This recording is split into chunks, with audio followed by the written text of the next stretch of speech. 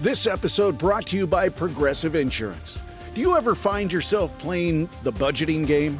Shifting a little money here, a little there, and hoping it all works out?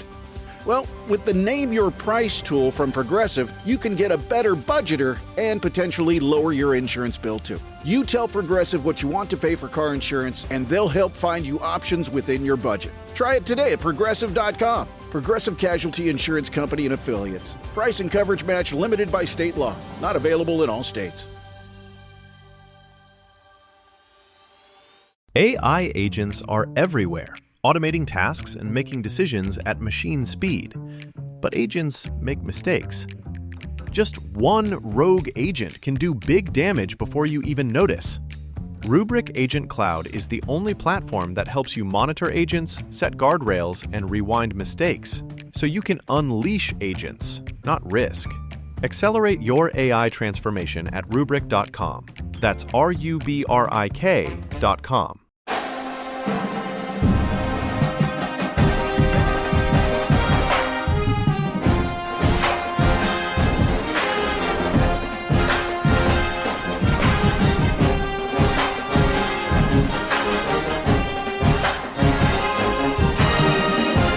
Hey, Trojan family, what's up? Welcome to the USC LAFB show here on the LAFB network.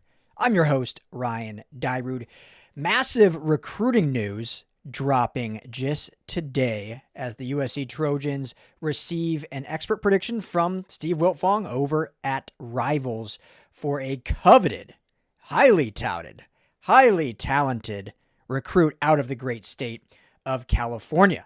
So we'll get into that, who it is, how it's unfolded, and what effect it has on potential other recruits that the Trojans have been pursuing. So let's just jump right into it. Honor Fa'alave Johnson, the number one safety in the 2027 class, just received a crystal ball or expert prediction, whatever you want to call it, to ultimately commit to the USC Trojans. Again, received that by Steve Wiltfong of Rivals. And that's a big one. I mean, anytime you can get a guy of that caliber that has that much talent, that is the number one in the class, that's a good start to your 27 class. Now, obviously, the commitment has not happened yet. It's a prediction. Things could still change. Even if he does commit, you have a long way to go until 2027 signing day, or it'll be in 26, but for the 27 class. So nothing's imminent, but hey, that's a good positive sign.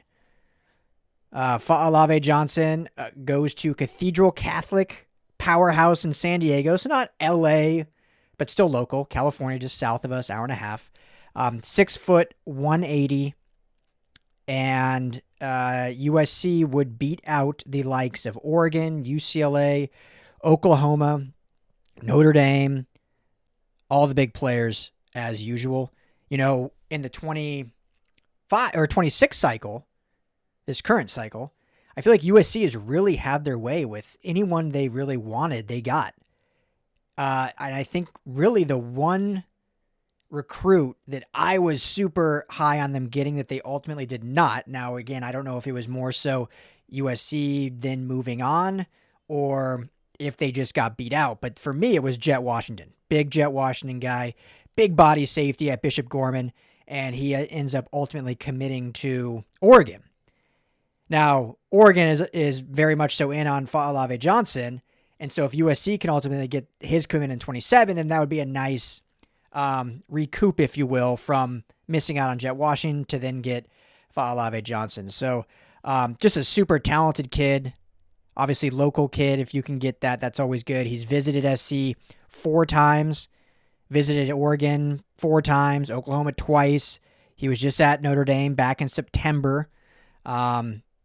So, you know, it's not imminent yet, but certainly trending in the right direction. He spoke with Rivals just recently about his visit. He was at USC for the Michigan game, which is a fantastic game to show off to recruits, obviously.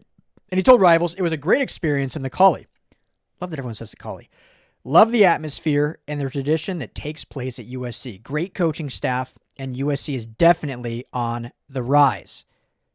Favorite things about being able to play for USC is bringing the school a national title and having the chance to be the third player from San Diego to bring USC a Heisman and join Reggie Bush and Marcus Allen. Now, that's an interesting end of the quote there that I want to dive into, and this is more speculation. I don't have confirmation. Obviously, as a safety, it's very hard to win the Heisman. I think it should be easier, but when you are a defensive player, you pretty much have to be a two-way player, like we saw Travis Hunter last year with Colorado do and win the Heisman, or you kind of change positions and you just don't be a defensive player. And the fact that he mentioned Reggie Bush and Marcus Allen, two Heisman Trophy winning running backs, makes me ponder if he actually would play running back at the collegiate level. And so this is something that I'm going to do more digging on in terms of USC. Oklahoma, who was recruiting him, the primary recruiter for Oklahoma was DeMarco Murray, running back coach. So clearly Oklahoma is probably seeing him as a running back. However, he is the number one safety. It's not like he's the 25th safety that could go both ways. He's the number one safety.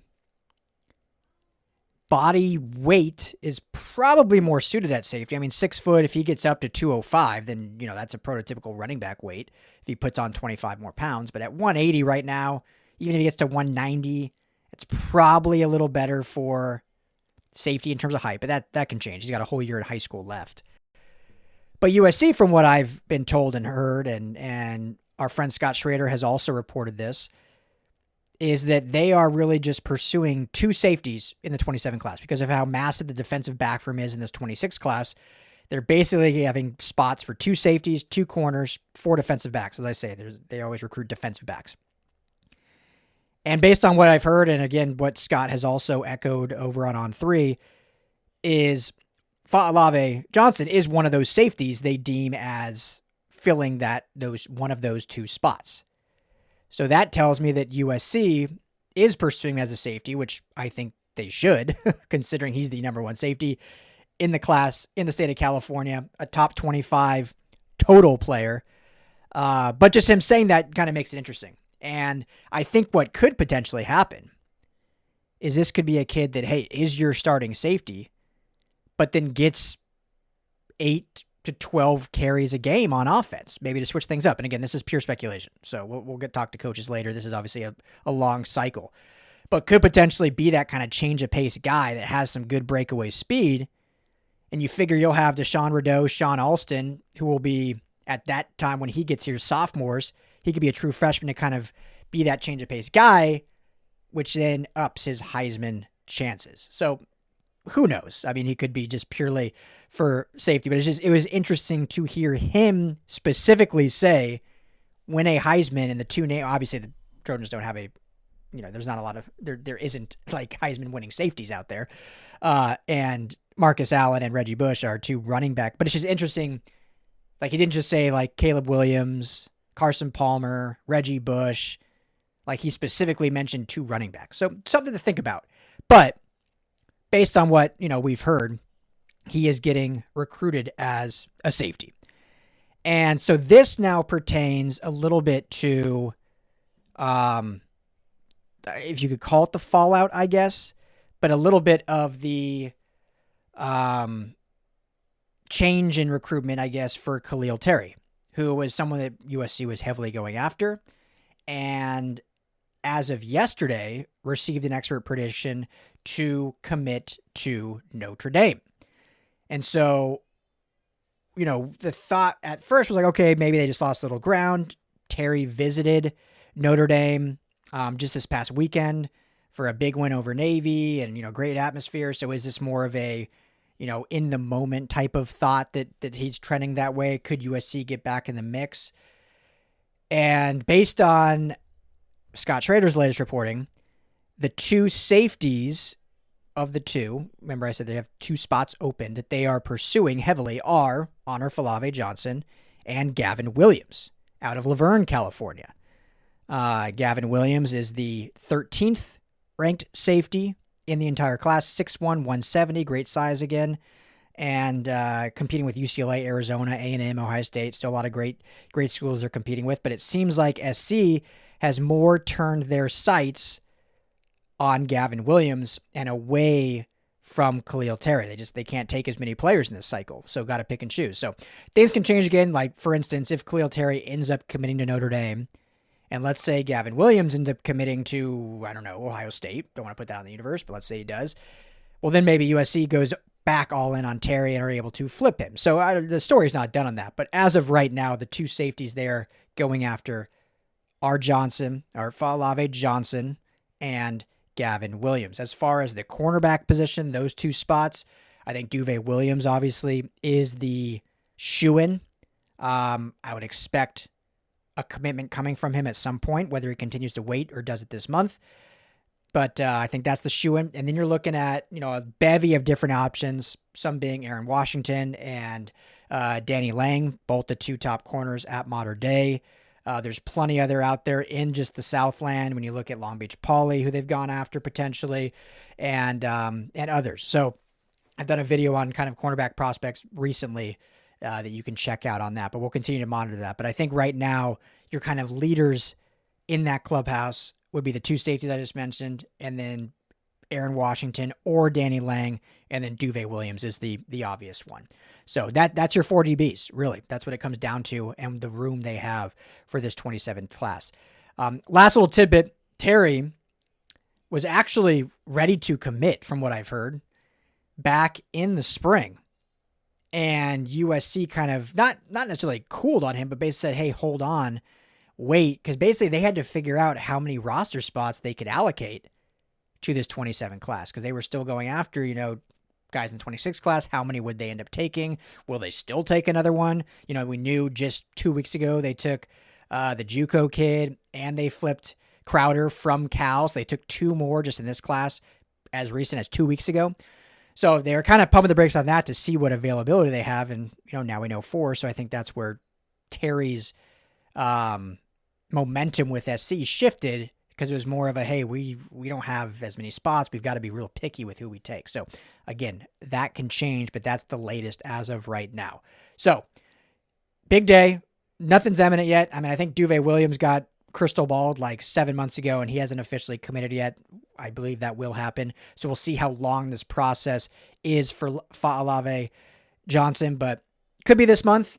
It could be after signing day in December. It could be in the spring. We will see, but things certainly trending in the right direction for the nation's top safety to end up at USC. I'll be at practice in just a couple hours, talking to Lincoln Riley, talking to offensive players. So I will have a recap up right after practice of kind of sights and sounds and quick analysis. So make sure to be ready for that. Probably practice a little earlier today. So probably around, 5 o'clock or so that'll come out. Make sure to hit that like and subscribe button so you always are up to date with everything we're doing here. Head over to LAFBnetwork.com. Check out our USC Trojans message board.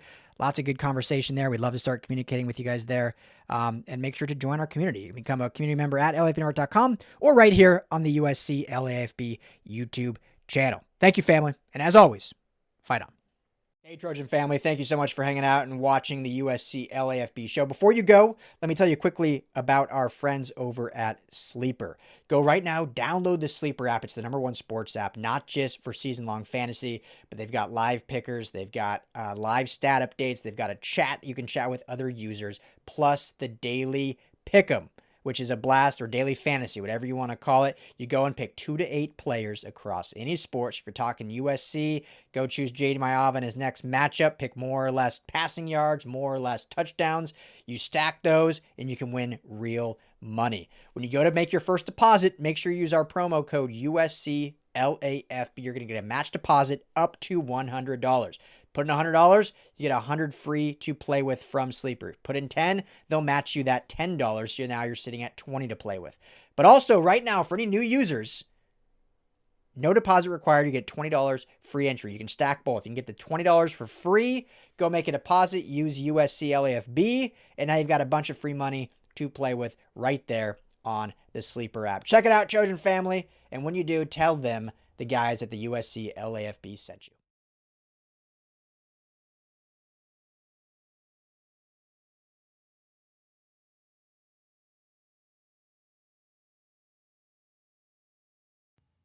If you're shopping while working, eating, or even listening to this podcast, then you know and love the thrill of a deal. But are you getting the deal and cash back? Rakuten shoppers do. They get the brands they love, savings, and cash back. And you can get it too. Start getting cash back at your favorite stores like Levi's, Plow and Hearth, Adidas, Sephora, and Neiman Marcus. Stack sales on top of cash back and feel what it's like to know you're maximizing the savings. And it's easy to use. And you get your cash back sent to you through PayPal or check. The idea is simple. Stores pay Rakuten for sending them shoppers, and Rakuten shares the money with you as cash back. Download the free Rakuten app or go to Rakuten.com to start saving today. It's the most rewarding way to shop. That's Rakuten.